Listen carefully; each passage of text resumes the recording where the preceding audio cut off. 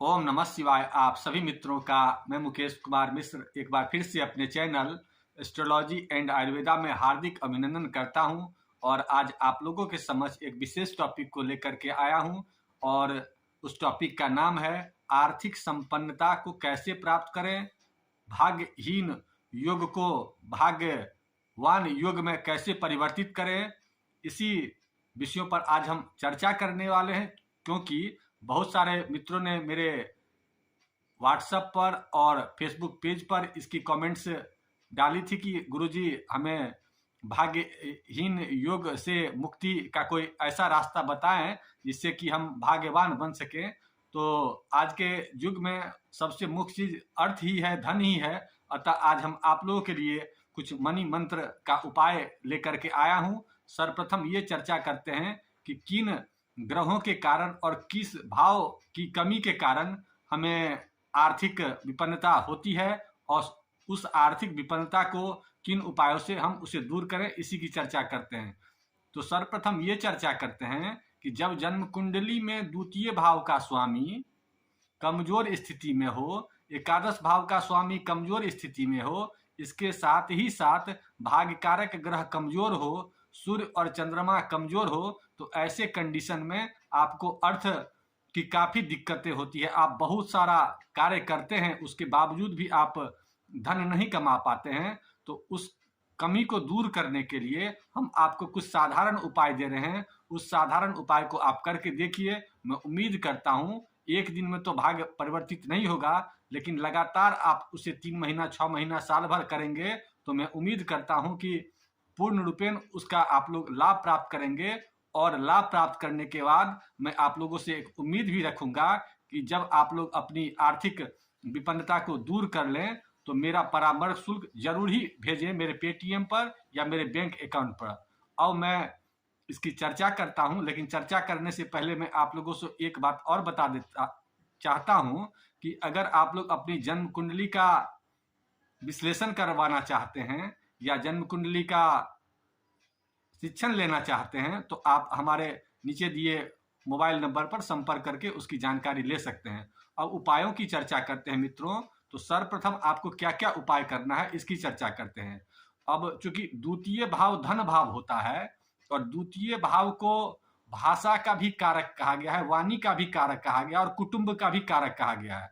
तो ऐसे में सर्वप्रथम उपाय बहुत मुश्किल है, लेकिन अगर कर लेंगे तो 50% केवल एक ही उपाय से आपको फायदा दिखेगा। उपाय यह है कि अपनी भाषा को मधुर बनाइए।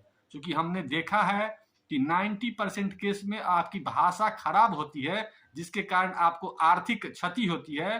तो सर्वप्रथम अपनी भाषा पर कंट्रोल रखा कीजिए। वैसे लोग जिनकी द्वितीय घर में पाप ग्रह राहु, शनि, मंगल होते हैं तो उनकी भाषा काफी खराब होती है, या पाप ग्रह की दृष्टि होती है तो ऐसे में भी उसकी भाषा खराब होती है। अतः मेरा आप लोगों से निवेदन है कि अगर आप लोग भाग्यहीन योग में पैदा हुए हैं तो हम जो उपाय बताते हैं उसको अगर करेंगे तो भाग्यवान आप बन सकते हैं। उसका पहला उपाय यही है कि अपनी भाषा में सौम्यता लाइए, मधुरता लाइए। अपनी भाषा को खराब लैंग्वेज में इस्तेमाल मत होने दीजिए, पहला उपाय ये। दूसरा उपाय ये है कि अपने अड़ोस पड़ोस जो भी आपके अगल बगल में हैं उनसे मधुर संबंध रखिए। कितना भी वो खराब हो, लेकिन आपका ये दायित्व है कि आप उनसे मधुर संबंध बनाने का प्रयास कीजिए। ये आपके भाग्योदय में एक दूसरा कारण है। तीसरा कारण को ध्यान में रखते हुए ये आपको ध्यान रखना है कि उत्तर साइड आपका स्वच्छ हो, वहां पर पानी का कोई ना कोई स्रोत जरूर हो। अगर किसी कारण से वहां पर स्रोत नहीं है तो वहां पर आप स्रोत को स्थापित करिए किसी बर्तन में, किसी बोतल में लेकर के उत्तर साइड में कुछ गंगा जल का या बोतल रख दीजिए, या किसी बारिश का पानी वाला बोतल रख करके वहां पर जरूर रखिए। इससे आपके धन आगमन में जो परेशानी हो रही है वो परेशानी नहीं रहेगी। 3 उपाय ये आपका मुख्य उपाय है। इसके अलावा आपको करना क्या है कि कहीं पितृदोष के कारण भी धन में विपत्ति होती है तो पिता की सेवा करिए, पितृकुल के लोगों से संबंध मधुर बनाइए। और अगर हिंदू धर्म से बिलोंग्स करते हैं तो ऐसे कंडीशन में नित्य सुबह उठ करके सूर्योदय से पूर्व उठिए और सूर्योदय के बाद जब सूर्य भगवान उगते हैं तो उस समय बैठ करके गायत्री मंत्र का जप करिए। कुछ ही दिन जब आप ये जप करना शुरू करेंगे तो आर्थिक विपन्नता आपका दूर हो जाएगा, आपके ऊपर कर्ज की परेशानी से मुक्ति मिलेगी और आप धनवान बनने की दिशा में एक कदम आगे बढ़ा लेंगे। इसके अलावा हम लोग जो उपाय करते हैं उसमें यह है कि अपनी ज्ञान की, चूंकि द्वितीय भाव का स्वामी जो भी हो आपके कुंडली में उससे मतलब नहीं है, लेकिन द्वितीय भाव का कारक ग्रह गुरु होता है। ऐसे कंडीशन में आप एक उपाय जरूर कर लीजिए कि आप कुछ देर किताब जरूर पढ़िए। आप ये भोजन के बाद अगर पढ़िए तो सबसे उत्तम है। भोजन जल्दी कर लीजिए और उसके बाद आधा घंटा 1 घंटा जब भी आपको मौका मिले तो किताब जरूर पढ़िए। इसके अलावा आप गौ अगर कहीं दिखे या गौशाला अगर कहीं हो तो वहां पर 10 मिनट 20 मिनट जाकर के बैठिए।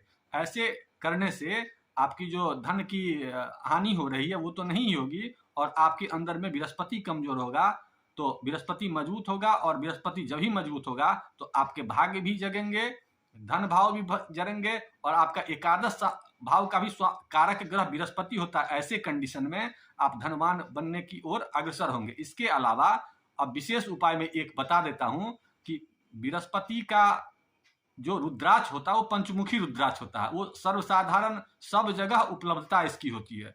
उसको ले आइए और उसको अगर आप मांसाहार करते हैं तो शरीर में धारण मत कीजिएगा। अगर आप मांसाहार नहीं करते हैं तो शरीर में धारण कर सकते हैं। और जो लोग मांसाहार करते हैं या अंडा वगैरह खाते हैं किसी प्रकार से, तो वैसे लोगों को धारण नहीं करना है। उनको करना क्या है कि रात्रि में किसी शीशा के ग्लास में या मिट्टी के बर्तन में या तांबा के बर्तन में या पीतल के बर्तन में, जो भी आपके पास उपलब्धता हो, उसमें एक रुद्राक्ष को रखिए और सुबेरे होकर के आप घर के मुखिया हैं तो पी लीजिए, नहीं तो घर के सारे सदस्य भी उस पानी को पिएंगे तो धीरे धीरे करके आपकी जो विपन्नता है वो दूर होंगी। ऐसा उपाय करके आप कुछ दिन करिए, हम उम्मीद करते हैं कि तुरंत ही इसका रिजल्ट देखने को मिलता है। और अगर कुंडली में पितृदोष हो तो पितृदोष का उपाय हम आगे के शीर्षक में डालने वाले हैं, तो ऐसा उपाय आप करिए। मैं उम्मीद करता हूं कि कुछ ही दिन में इसका आप फायदा देखेंगे। और एक उपाय और भी समझ लीजिए कि उत्तर दिशा में अगर पानी का स्रोत न हो तो वैसे कंडीशन में आप घर में एक तुलसी का पौधा जरूर लगा लीजिए।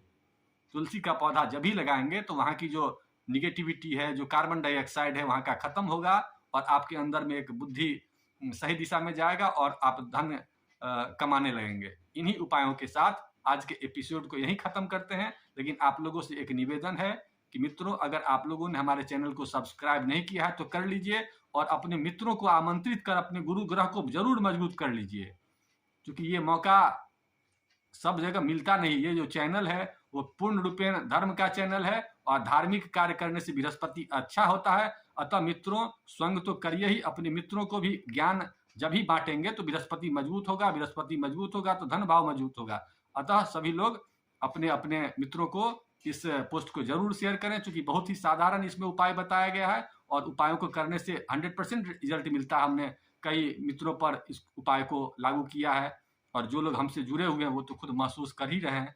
इन्हीं उपायों के साथ आज के शीर्षक को यहीं समाप्त करते हैं। आप लोगों ने एपिसोड देखा उसके लिए आप लोगों को बहुत बहुत धन्यवाद। ओम नमः शिवाय।